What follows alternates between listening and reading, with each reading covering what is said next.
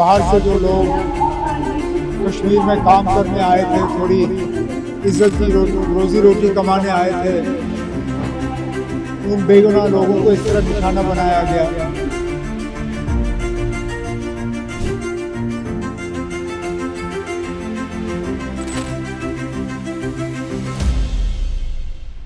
जम्मू काश्मीरच्या पहलगाममध्ये एप्रिल 2025 मध्ये काही दहशतवाद्यांनी पर्यटकांवर अंधाधुंद गोळीबार केलाय। यावेळी दहशतवाद्यांनी पर्यटकांना त्यांची जात धर्म विचारून गोळीबार केलाय। या हल्ल्यात एकूण 26 जणांचा दुर्दैवी मृत्यू झाला होता। त्यामुळे देशभरात संतापाचं वातावरण पाहायला मिळालं। पाकिस्तानला एकदाच चांगला धडा शिकवायला पाहिजे असा आक्रोश देशभरातून पाहायला मिळाला। मोदी सरकारने देखील पाकिस्तानला धडा शिकवण्याचं ठरवलं। भारताने ऑपरेशन सिंदूर राबवलं आणि पाकिस्तानमधील दहशतवादी स्थळांना अचूक लक्ष्य केलं। पाकिस्तानातील 9 प्रमुख दहशतवादी तळांवर केलेल्या या अचूक हल्ल्यात 100 पेक्षा जास्त दहशतवादी जागीच ठार झालेत। त्यानंतर असं वाटलं की आता दहशतवादी परत भारताकडे वर नजर करूनही पाहणार नाहीत। मात्र दहशतवाद्यांनी पुन्हा पहलगाम सारखाच हल्ला केलाय। 2 हिंदू कर्मचाऱ्यांना एक प्रश्न विचारला आणि धाड धाड धाड गोळ्या झाडल्या। या व्हिडिओतून पाहूयात की ऑपरेशन सिंदूर नंतरही दहशतवाद्यांची परत हल्ला करण्याची हिम्मत कशी झाली आहे। दहशतवादी वारंवार भारतावर हल्ला का करत आहेत, कुलगामात नेमकं काय घडलंय, पाहूयात या व्हिडिओतून।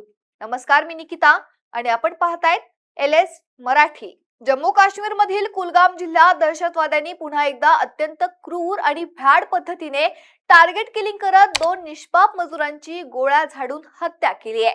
छत्तीसगड मधून पोट भरण्यासाठी काश्मीर खोऱ्यात आलेल्या या 2 हिंदू मजुरांची नावे, जात आणि धर्म विचारून दहशतवाद्यांनी त्यांना लक्ष्य केल्याची माहिती आहे। या हल्ल्याची भीषण पद्धत गेल्या वर्षी पहलगाम मध्ये झालेल्या दहशतवादी हल्ल्यासारखीच असल्यानं सुरक्षा यंत्रणा अधिक सतर्क झाल्यात। 31 जुलैच्या रात्री घडलेल्या या थरारक आणि वेदनादायी घटनेमुळे काश्मीर खोऱ्यातील परराज्यातील मजुरांमध्ये पुन्हा एकदा भीतीचं वातावरण निर्माण झालंय। ही हृदयद्रावक घटना कुलगाम जिल्ह्यातील केलाम परिसरातील एका वीट भट्टीवर घडली आहे। नेहमीप्रमाणे दिवसभराचे कष्टाचं काम संपवून मजूर रात्रीच्या वेळी विश्रांती करत होते। याच दरम्यान एका दुचाकीवरून 2 दहशतवादी हत्यारांसह वीट भट्टीवर आले। तिथे काम करणाऱ्या अनेक स्थलांतरित मजुरांना त्यांनी एकत्र उभा केलं आणि एका पाठोपाठ एक सर्वांचं त्यांनी नाव, जात आणि धार्मिक ओळख विचारण्यास सुरुवात केली। या संपूर्ण गराड्यात छत्तीसगडचे 2च हिंदू मजूर होते।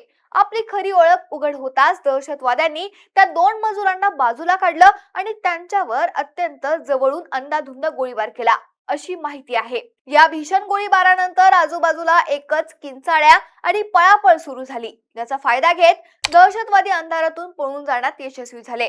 या हल्ल्यात छत्तीसगड रहिवासी असलेले दीपक रात्रे वय वर्ष 24 आणि भूपेंद्र भैना वय वर्ष 28 हे 2 तरुण मजूर जागीच रक्ताच्या थारोळ्यात पडले। गोळ्यांचा आवाज ऐकून स्थानिक नागरिक आणि इतर मजुरांनी तात्काळ घटनास्थळी धाव घेत दोघांना रुग्णालयात नेण्याचा प्रयत्न केला। मात्र दीपकचा रुग्णालयात पोहोचण्यापूर्वीच मृत्यू झाला होता, तर गंभीर जखमी झालेल्या भूपेंद्रने दुसऱ्या दिवशी 1 ऑगस्टला सकाळी उपचारादरम्यान अखेरचा श्वास घेतला। दीपक हा त्याच्या संपूर्ण कुटुंबातील एकमेव कमावता मुलगा होता, त्यामुळे त्याच्या मृत्यूने संपूर्ण कुटुंबावर दुःखाचा डोंगर कोसळला। या भयंकर घटनेने 22 एप्रिल 2025 ला पहलगाम येथे झालेल्या दहशतवादी हल्ल्याची पुनरावृत्ती केल्याचं स्पष्ट दिसतंय। पहलगाम मध्येही अतिरेक्यांनी पर्यटकांना आणि नागरिकांना त्यांची धार्मिक ओळख विचारून संपवलं होतं। सुरक्षा यंत्रणांच्या प्राथमिक तपासानुसार कुलगाम मधील या हल्ल्याची जबाबदारी लष्कर-ए-तोयबाची हस्तक संघटना असलेल्या द रेजिस्टंट फ्रंट वर असण्याची दाट शक्यता आहे। ही संघटना गेल्या काही काळापासून काश्मीर खोऱ्यात बाहेरून काम करण्यासाठी येणाऱ्या गरीब मजुरांना आणि अल्पसंख्याकांना जाणीवपूर्वक लक्ष्य करते। या भ्याड आणि क्रूर हल्ल्याचा देशभरात तीव्र राजकीय पडसाद उमटले असून सर्व स्तरातून संताप व्यक्त केला जातोय।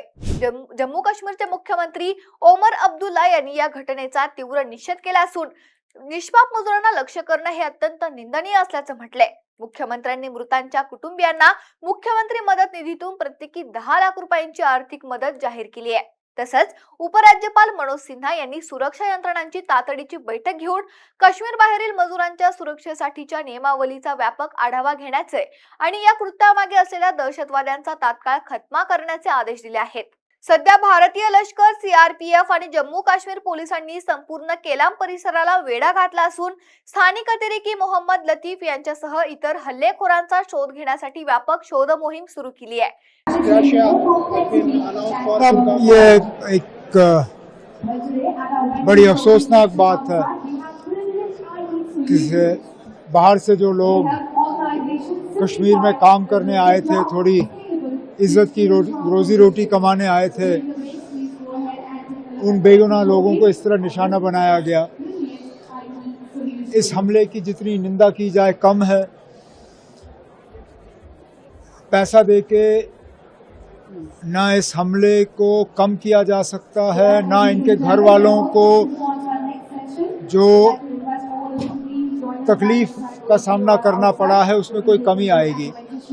लेकिन ये हमारे तरफ से एक छोटी सी कोशिश है कि इस मुश्किल दौर में हम थोड़ी सी उनकी मदद करें. तर लोकसभेचे विरोधी पक्षनेते राहुल गांधींनी देखील यावर ट्विट करत प्रतिक्रिया दिली आहे.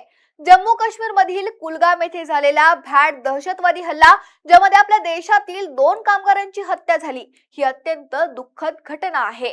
मी शोकग्रस्त कुटुंबाप्रती संवेदना व्यक्त करतो. या नीच कृत्याबद्दल दहशतवाद्यांवर कठोर कारवाई केली जावी आणि त्यांना शक्य तितकी कठोर शिक्षा दिली जावी. दहशतवादाविरुद्ध संपूर्ण देश एकवटलेला आहे, असं राहुल गांधींनी ट्विट करत म्हटलंय.